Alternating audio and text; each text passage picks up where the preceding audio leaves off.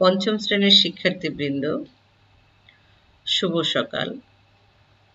আজ তোমাদের গণিত ক্লাস। পূর্বের ক্লাসে তোমাদের গণিতের জ্যামিতি নিয়ে চতুর্ভুজ সম্পর্কে আলোচনা করেছি। তোমরা বিভিন্ন ধরনের চতুর্ভুজ সম্পর্কে জেনেছ। আজকে জ্যামিতির আরেকটি অংশ নিয়ে আমরা আলোচনা করব। সেই অংশটির নাম হচ্ছে বৃত্ত। বৃত্ত শব্দটা তোমরা জানো এবং ছবিটাও দেখেছ। চলো আমরা বৃত্ত কাকে বলে সেটা দেখে আসি। একটি নির্দিষ্ট বিন্দুকে কেন্দ্র করে সর্বদা সমান দূরত্ব বজায় রেখে কোনো বিন্দু ঘুরে আসলে তার চলার পথে যে আবদ্ধ বক্ররেখা তৈরি হয় তাকে বৃত্ত বলে।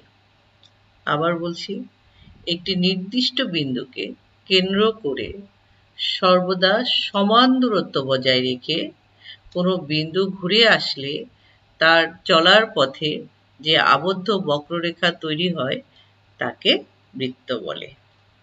এবার দেখি বৃত্তের চিত্র।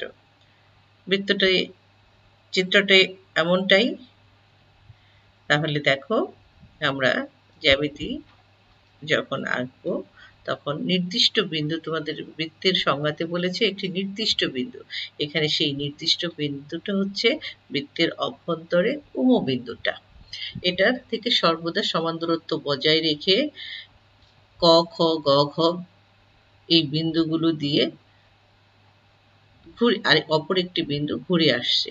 ঘুরে আসার পর যে বক্ররেখাটা তৈরি হলো সেই আবদ্ধ বক্ররেখাটাই হচ্ছে বৃত্ত। তাহলে আমরা এখানে বলতে পারি ক, খ, গ, ঘ উমকেন্দ্র বিশিষ্ট একটি বৃত্ত। এবার আসি বৃত্তের ভিতরে আরো কিছু কথা আছে, সেই কথাগুলো তাদেরকে বলে বৃত্তের বিভিন্ন অংশ। বৃত্তের বিভিন্ন অংশ, বৃত্তটা এঁকে নিলাম, এখন তার বিভিন্ন অংশ আমরা দেখাবো। এখানে চকেন্দ্র বিশিষ্ট ক, খ, গ, ঘ একটি বৃত্ত এঁকে নিলাম। এখন এর বিভিন্ন অংশ আমরা দেখাই।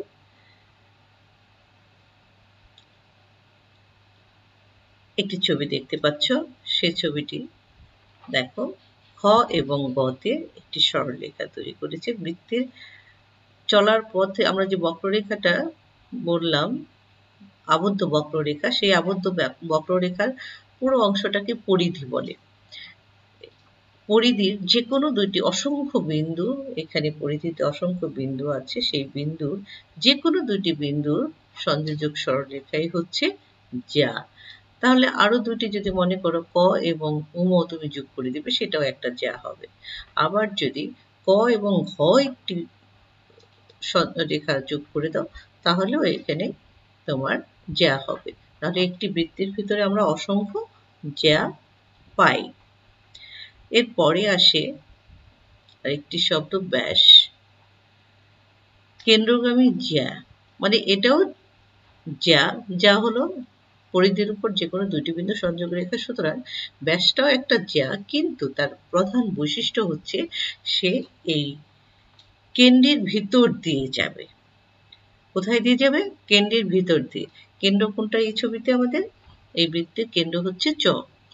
চর ভিতর দিয়ে, চ বিন্দুর ভিতর দিয়ে যতগুলা যে যাবে সেই প্রত্যেকটা জ্যাকেই বলা হবে ব্যাস। এবং আরেকটা জিনিস দেখতে পাচ্ছ যে কেন্দ্রের ভিতর দিয়ে যে রেখা টানা হলো, অর্থাৎ ব্যাস, সেটা জ্যায়ের তুলনায় অনেকটা বড়। আর আমরা এর জন্য বলবো যে কেন্দ্রগামী জ্যা ব্যাস এবং ব্যাসই বৃহত্তম জ্যা। যতগুলো জ্যা আঁকা যায় তার মধ্যে সবচেয়ে বড় জ্যা। এবার আসি ব্যাসের পরে আসে শব্দটা ব্যাসার্ধ। পরিধির যে কোনো বিন্দু ও কেন্দ্র সংযোগ রেখা ব্যাসার্ধ। আবার আরেকটু বলা যায় ব্যাসের অর্ধেক ব্যাসার্ধ। এখানে ছবিতে আমরা একটা ব্যাসার্ধ এঁকে দিই, চ এবং একটি ব্যাসার্ধ। আবার যেভাবে আরেকটা সংজ্ঞা বলা যায় ব্যাসের অর্ধেক ব্যাসার্ধ। তাহলে ব্যাস ছিল আমাদের ক এবং ঘ, তার অর্ধেক দেখা যাচ্ছে ক এবং চ একটি ব্যাসার্ধ এবং ঘ এবং চ আরেকটি ব্যাসার্ধ। তাহলে আমরা এই বৃত্তের ভিতরে অসংখ্য ব্যাস যেমন আঁকতে পারি, তেমন অসংখ্য ব্যাসার্ধ আমরা পেয়ে থাকি। তাহলে তিনটা জিনিস এখানে আমরা বৃত্তের ভিতরে যে অসংখ্য জ্যা অঙ্কন করা যায়, অসংখ্য ব্যাস অঙ্কন করা যায় এবং অসংখ্য ব্যাসার্ধ অঙ্কন করা যায়। তবে ব্যাস এবং ব্যাসার্ধের ভিতরে একটা সম্পর্ক আছে, যতগুলো ব্যাস আঁকা যাবে তার দ্বিগুণ ব্যাসার্ধ হবে। কারণ বলছে ব্যাস হবে ব্যাসার্ধের দ্বিগুণ। এখানে একটা ব্যাসার্ধকে দুইটা ব্যাসে ভাগ করা যায়, তাই আমার যতগুলো ব্যাস হবে তার দ্বিগুণ হবে ব্যাসার্ধ। এই কথাগুলো আমরা মনে রাখবো। এবার বৃত্ত সম্পর্কে যা কিছু বলা হয়ে গেছে এ পর্যন্ত, এখন বৃত্তের বৈশিষ্ট্য। সেই বৈশিষ্ট্য কি হবে? বৃত্ত কি দেখলাম? এটা একটি আবদ্ধ বক্ররেখা। তারপরেরটা আমরা বলতে পারি বৃত্তের ব্যাস ব্যাসার্ধের দ্বিগুণ, সেটাও দেখে আসলাম।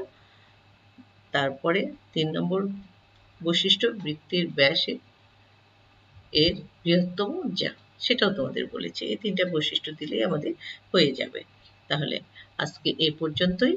তোমাদের বাড়ির কাজের জন্য দিচ্ছি এই বৃত্তটা এঁকে সুন্দর করে এর বিভিন্ন অংশ নাম লিখে দেখাবে এবং সুন্দর করে আঁকবে, যাতে কখনো কোথাও ওভার রাইটিং না হয়।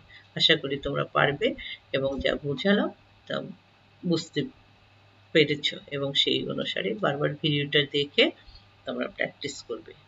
ভালো থেকো, আবার পরবর্তী ক্লাসে দেখা হবে। ধন্যবাদ সবাইকে।